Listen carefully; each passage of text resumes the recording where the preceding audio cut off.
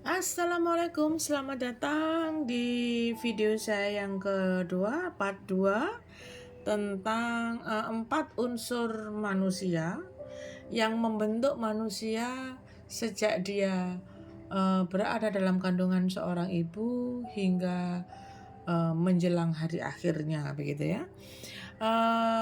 Kemarin di video pertama sudah saya bahas tentang dua item, keempat-empatnya ya yang ada di papan itu sudah saya bahas kemarin, hanya masih sekilas saja. Dan saya ulas kembali bahwa kita terdiri dari ruh, dari fisik, pikiran, dan perasaan.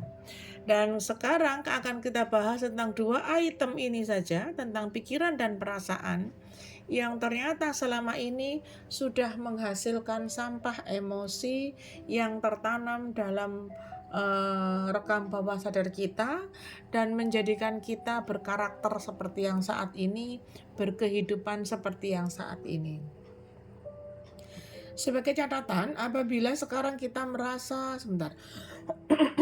merasa hidup kita tidak baik-baik saja, mungkin inilah yang menjadi item produk kita yang utama, yang mau tidak mau inilah yang membentuk kita saat ini. Jangan-jangan selama ini kita nggak pernah bongkar sampah, kita nggak pernah buang sampah. Kita hanya menjadi orang yang senantiasa menimbun sampah yang akhirnya membusuk dan ngefek sudah ke fisik. Jangan-jangan selama ini yang kita alami itu terlalu banyak sampah emosi yang muncul sehingga fisiknya sekarang sudah mulai terasa. Ini ngefeknya ke sini.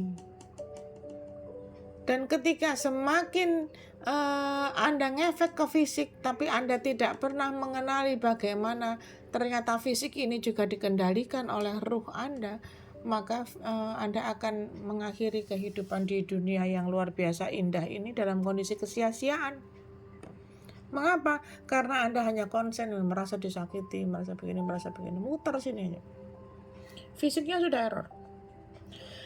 Ketika fisik itu sehat, Anda bisa punya 1000 keinginan, 1.000.000 keinginan. Pengen ke sana, pengen ke sini, pengen nikah 15 kali, pengen sehari makan ini, itu banyak sekali yang kita inginkan.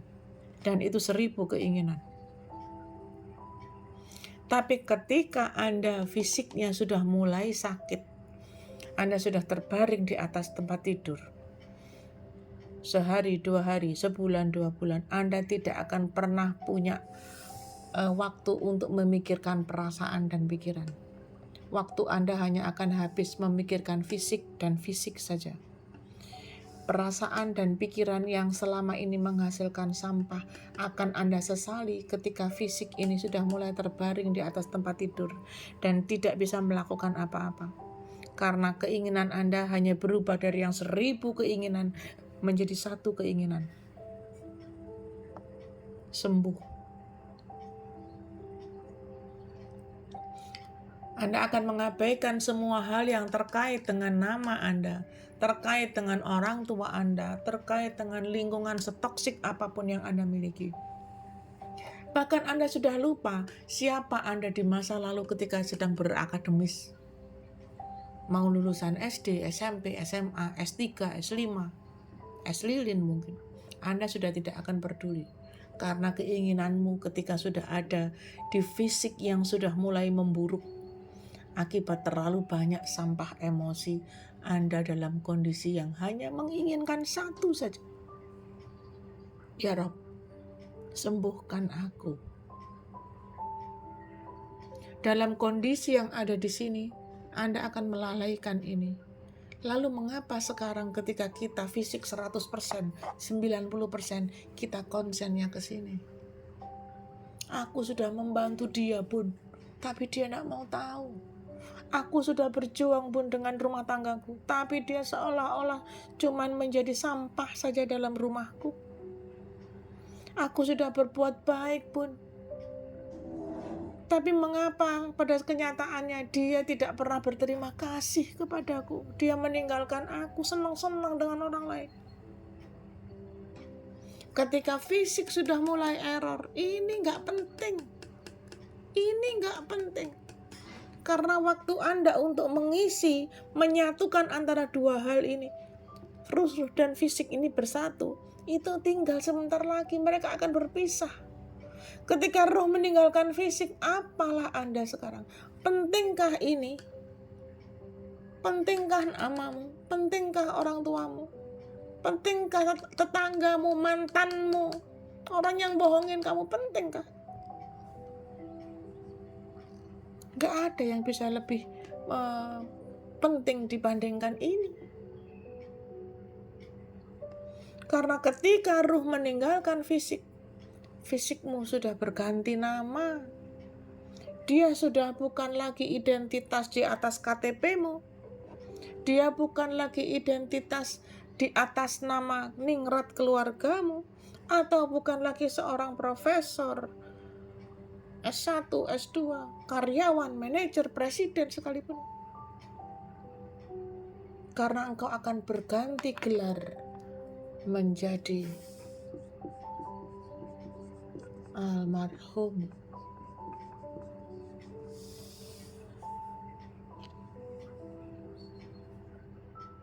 Lalu apa gunanya perasaan dan pikiran ketika engkau sudah bergelar ini? Kecuali engkau hanya menerima akibat dari pikiran dan perasaanmu ketika ruhmu bertemu dengan pemiliknya. Fisikmu ini bahkan akan kau tinggalkan jauh di dasar bumi.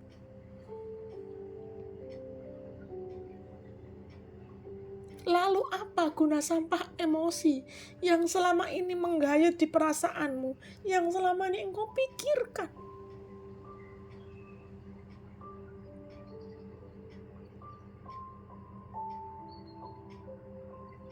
Ketika pada satu titik fisikmu sudah berubah dan tidak ada yang bisa merubah ini, dan kaitan-kaitan yang ada kepada seseorang yang sudah bergelar almarhum, kecuali amal dan perbuatannya.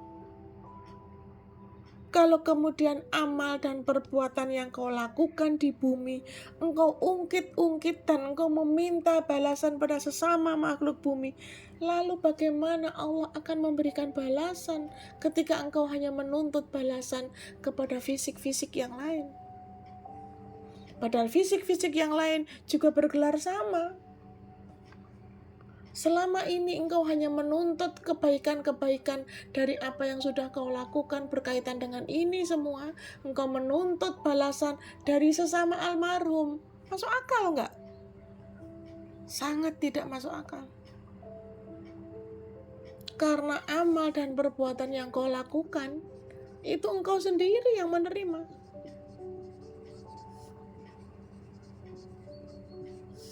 Ini semua adalah perbuatanmu sendiri, bukan orang lain. Lalu ketika engkau ada di dunia, amal dan perbuatan ini kau mintakan balasan, kau mintakan apresiasi, validasi, semuanya kepada sesama fisik yang mereka pun juga sedang berjuang melawan kondisi akhir ketika ruhnya akan meninggalkan. Sama. Mereka juga sedang konsen supaya ketika dia bergelar almarhum paling tidak ada yang mendoakan lah gitu. Lalu apa yang sudah Anda lakukan? Sudahkah engkau meninggalkan generasi-generasi yang akan ikhlas mendoakan? Sementara amal perbuatanmu saja engkau abaikan, engkau mintakan validasi, engkau mintakan apresiasi. Engkau menuntut pujian dari sesama fisik. Padahal kelak mereka akan ketemu dengan proses almarhumah yang sama. Mereka akan menjadi almarhum yang sama.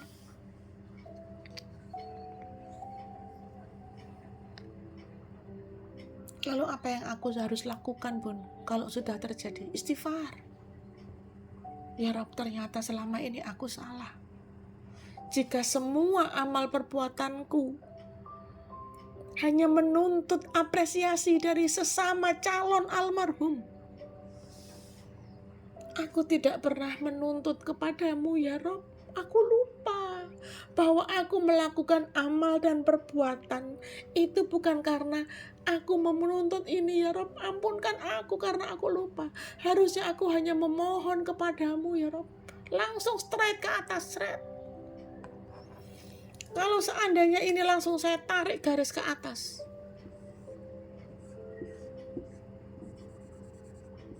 Coba perhatikan.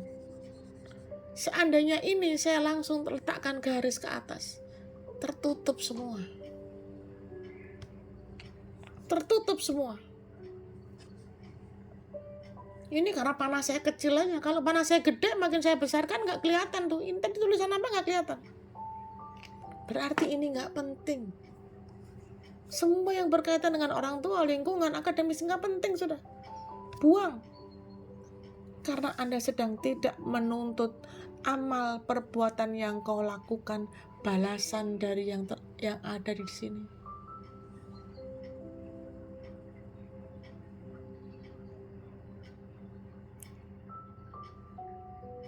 Jangan buru-buru memutuskan. Allah tidak adil ketika engkau masih menuntut amal perbuatanmu, balasan kepada sesama calon almarhum.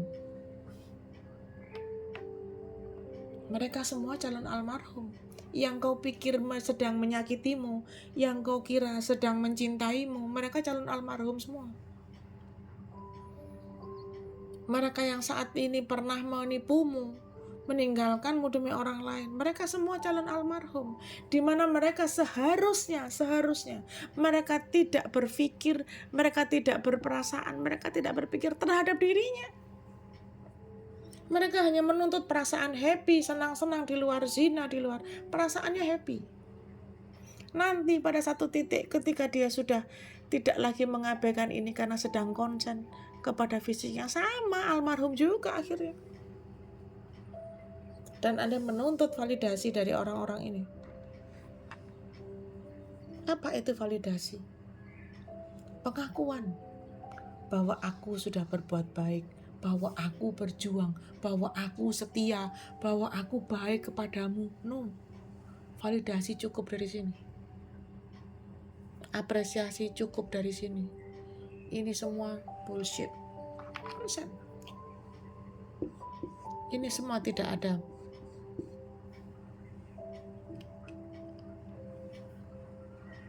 Itu yang disebut dengan ikhlas.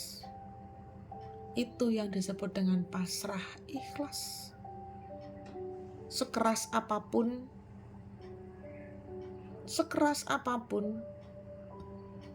saat ini dunia memperlakukan engkau, apabila yang kau lakukan itu adalah demi mendapatkan ridho, demi mendapatkan kebaikan dari item yang satu ini saja,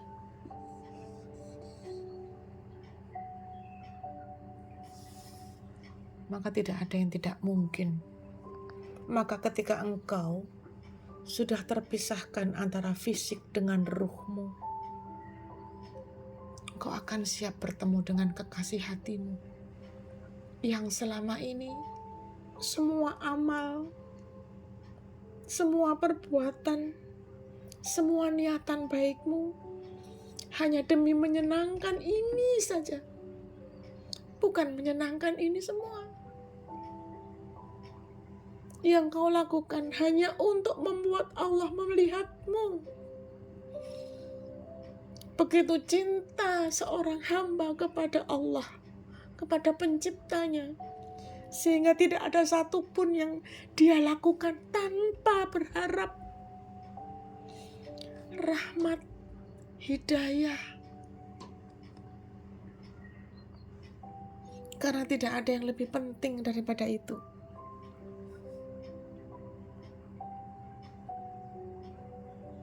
Pada satu titik, sebelum Anda sampai pada level penyesalan, sadarlah dulu bahwa ini sudah tidak lagi penting.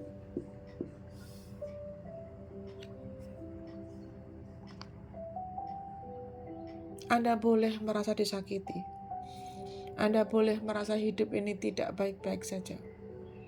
Tapi pada satu titik itulah cara Allah untuk melihat, untuk membuat engkau sadar. Itulah cara Allah membuat kamu sadar.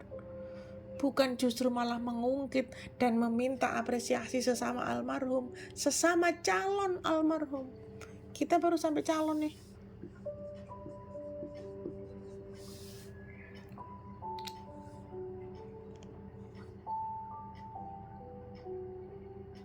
Ketika menjadi sesama calon saja engkau sibuk membahagiakan dia, lalu bagaimana dengan Allah yang sudah memberikan engkau begitu banyak kebaikan? Banyak pakai banget.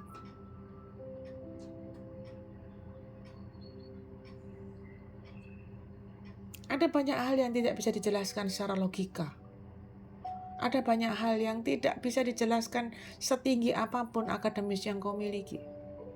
Banyak sekali.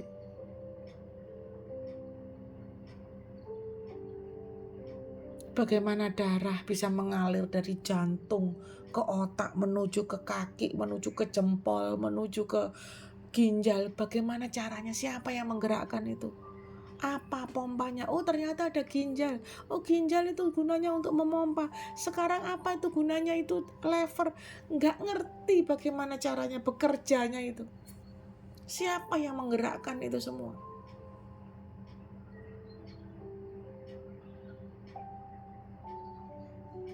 Sementara selama ini engkau digerakkan oleh Allah, engkau nggak nyadar. Bagaimana ketika engkau bangun, engkau sudah bisa mengenali siapa yang ada di sampingmu. Bukan melupakan dia, bukan lupa namanya. Yang engkau ingat-ingat adalah kesalahannya. Padahal ketika engkau bisa mengenali dia, engkau tidak lupa akan dia. Itu berkah. Ketika engkau bisa menikmati secangkir kopi panas di pagi hari, secangkir teh panas di pagi hari, engkau lupa bahwa ada lidahmu di situ yang mengenali pahit, asam, manis, asin. Bahkan pada satu titik kamu lupa ketika engkau menikmati sebuah panggilan manja dari anakmu. Coba bayangkan seandainya di rumah itu tidak ada yang memanggil engkau mama, papa. Betapa sepi hidupmu. Kita lihat berapa banyak orang yang belum dikaruniai momongan. Bahkan itu saja, itu sebuah berkah ternyata. Oh, ini hadiah. Ketika engkau bisa menikmati yang selama ini engkau abaikan, itulah caramu melupakan rasa sakit hatimu. Itulah cara paling baik untuk engkau berpikir selalu positif. Ketika engkau menikmati yang selama ini kau anggap standar gitu loh, kau anggap biasa, ya sudah, memang aku punya anak ya dia manggil mama. Enggak begitu, Marimar. No, tidak begitu. Bagaimana engkau bisa sarapan, kemudian makan nasi atau apalah yang menjadi sarapan pagimu? Berkah. Bagaimana kalau kau tidak mampu melakukan sarapan berhari-hari? Berapa banyak orang yang sudah tidak lagi mampu menikmati nikmatnya sepiring nasi, sepiring salad mungkin. Hanya karena dia sudah harus makan melalui selang.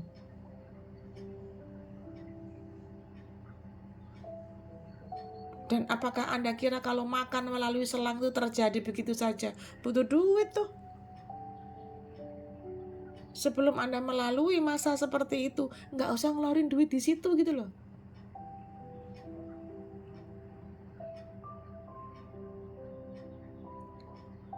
Maka cara yang paling baik adalah abaikan apa yang sekarang engkau rasakan dan apa yang sekarang engkau pikirkan.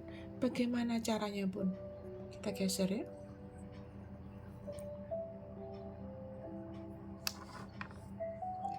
Nikmati diammu.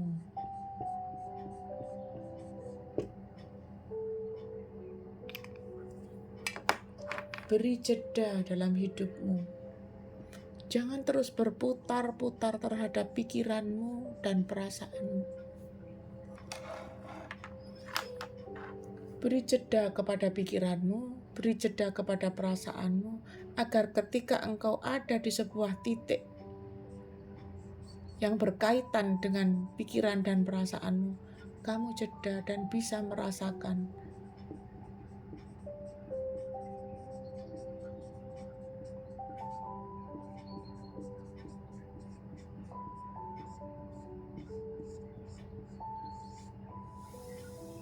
siapa aku.